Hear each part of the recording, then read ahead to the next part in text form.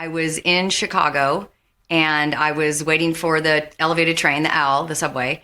And I mean, I was like standing there. I thought, I'm starting to feel funny. Next thing I know, just like in the movies, there's like, I'm on the ground, people looking down at me from above, and I'm kind of coming to like, where am I? Interestingly, it happened 10 times. And every time except for the final one, I was alone or in public. So there was nobody close to me to say, Kristine, this isn't okay. We should do something.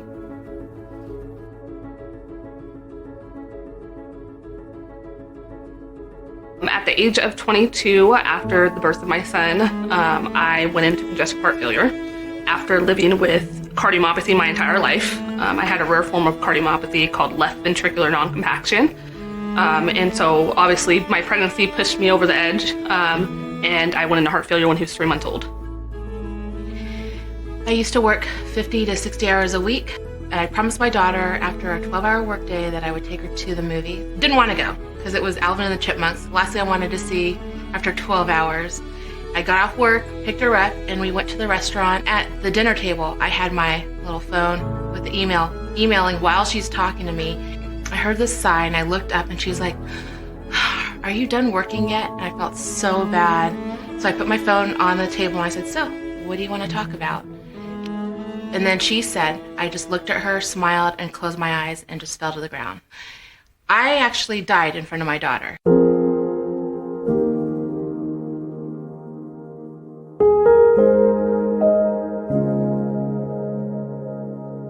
I get the pacemaker and I go to my 6-week follow-up appointment and the doctor says, I release you with no restrictions. Knowing that I have like maybe a problem with denial and maybe overdoing it, like I might need some restrictions. Who's going to give them to me? So I had to learn how to create my own boundaries and restrictions for myself. I had to take kind of agency in charge of that. I had gotten the call from my cardiac NP who told me that they had a heart for me. It was amazing. It was an amazing day. I was super grateful. The wait for a heart transplant can be endless. You never know if it's gonna come. I waited a total of 4 months in the hospital, in the ICU. It was liberating, that's for sure. It was liberating. I had a viral-induced cardiac arrest. It is different from a heart attack. Heart attacks are, in short, they're plumbing issues. And with a cardiac arrest, it's electrical. What they think is that I had a cold and it started in October, and I had my cardiac arrest in December, so they feel that it was viral induced. I might have coughed funky and it went into my heart and caused my heart to stop. So it's more common than people realize. Anybody that knows CPR can step in and help save a life. You never know who you're going to help out. And because of that, I've been able to do just some amazing things.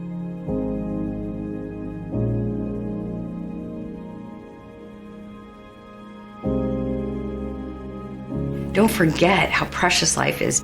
I was living in Los Angeles at the time and reached out to the Heart Association there and started doing work with them. And now this is going on, middle of my, I guess going into my 3rd decade, working with the Heart Association with the privilege, to have my story to be of service to others. I'm very grateful for that opportunity to be able to have a second chance at life, to be a mom, a daughter, a wife. My 1st year anniversary, I was actually able to hike Cowles Mountain all the way to the top for the first time in my life. I'm grateful for every day I have. I spend a lot of my time paying it forward to spread the message for not only heart disease and stroke, but for women and for people who are young like myself. And that's the biggest important message to me, is to support people who are young, but especially moms. It's a life-changing experience.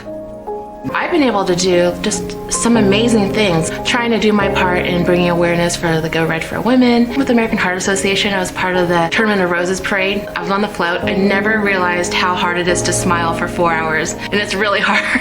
My daughter, she's in the middle of college. Just things I would have missed, like her graduating from high school and her going to college. She got married, and that was fun to walk her down the aisle. And those are things that I didn't really think I'd miss, because you never think that your life's going to be over in a split second. And then when you go back and you're reevaluating your life and you start thinking about all the little moments, it makes you appreciate what you have.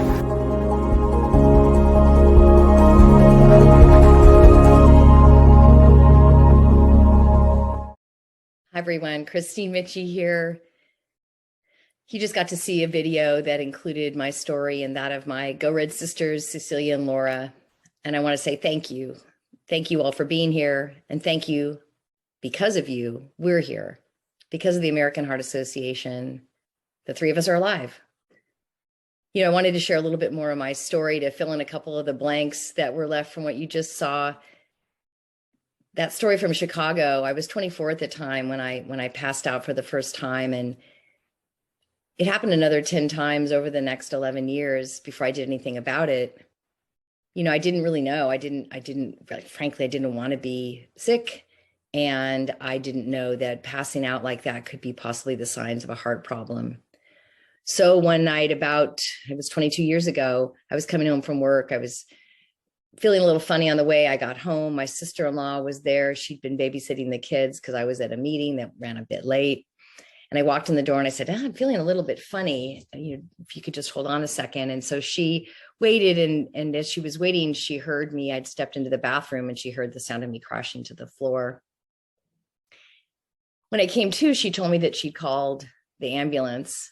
And I said, I can't go to the hospital. Kids haven't had dinner yet. And just think about that, right? That kind of mixed up priorities. As you heard Laura and Cecilia also share, busy working moms, we're at risk of heart disease. And it's not necessarily because of the busyness or the mothering or the working. It's all those things combined that can kind of get our priorities out of whack to the degree that I was, going to make dinner versus go to the hospital. Thank God I didn't. And thank God the Heart Association and all the work that they've done and the research they've funded solved my problem. I was diagnosed with a condition a few weeks later that was treated with a pacemaker. And I've now this is my third one. And the Heart Association, the research and scientists continue to do the work that perfects it. And, they saved my life. The Heart Association saved my life. The pacemaker continues to save my life. As I sit here and share this with you right now, it's poised. It's in standby. And if my heart should falter, it's there. Similar with Laura and her heart transplant, similar with Cecilia and the story about the virus that got into her heart. These things that used to kill us don't kill us anymore because of the Heart Association. So I want to thank you for being here. I want to thank you for your contributions, your being here and being supportive at these tables and at this luncheon.